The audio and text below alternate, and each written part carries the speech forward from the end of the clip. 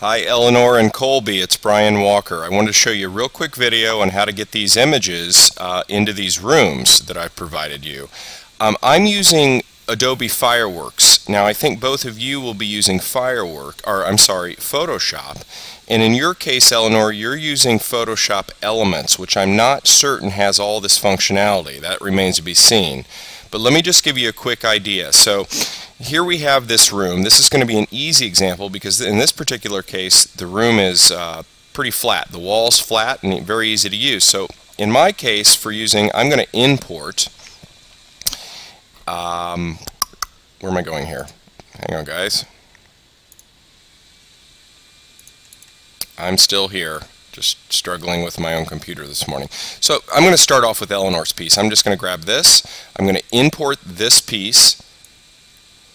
And I'm literally just going to put it up on the wall here. Now I want to scale it back a little bit because I want to make it as realistic as possible for the viewer. So there it is in the room, but it's not quite done. We need to add some drop shadowing to really make this pop off the wall and make it look as realistic as possible.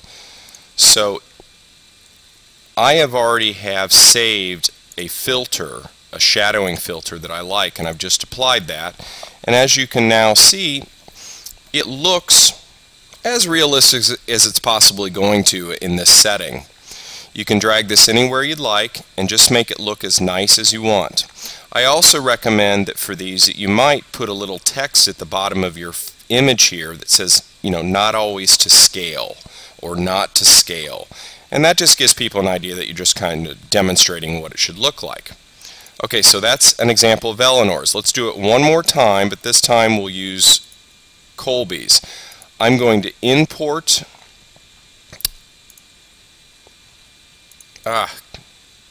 this thing should have just been right here for me. I'm going to import this image for Colby, drag it in here, position it, and again the key to this is to apply the drop shadow. And you'll both have to play with drop shadowing in your own perspective programs, in your case Photoshop, and just get a drop shadow that you really like that makes it look as realistic as possible. Alright, so this is an example of another room. Now this is more complicated, and I don't know if either of you want to mess with this, but because these walls are angled, we have to do something a little bit different and a little more complicated. So let me import an image again.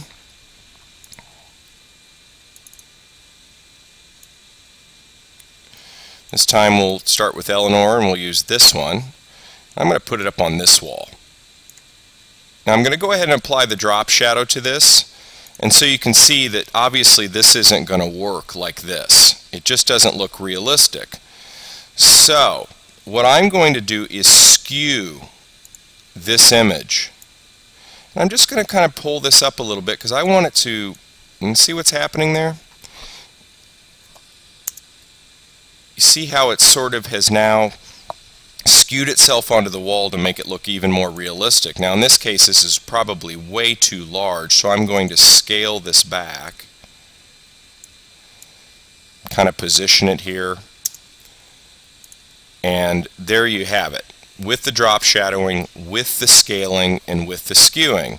Now using the same exact room, we're going to put one of Colby's images on this side. So I'm going to import. Oh, brother. Getting there, guys. We're going to grab this Illustrated Solitude by Colby. We're going to drag it over here.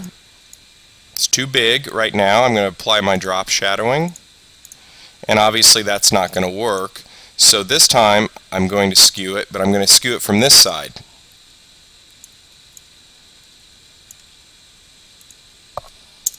Get that to sit there. It's probably too large. I'm going to scale it down slightly.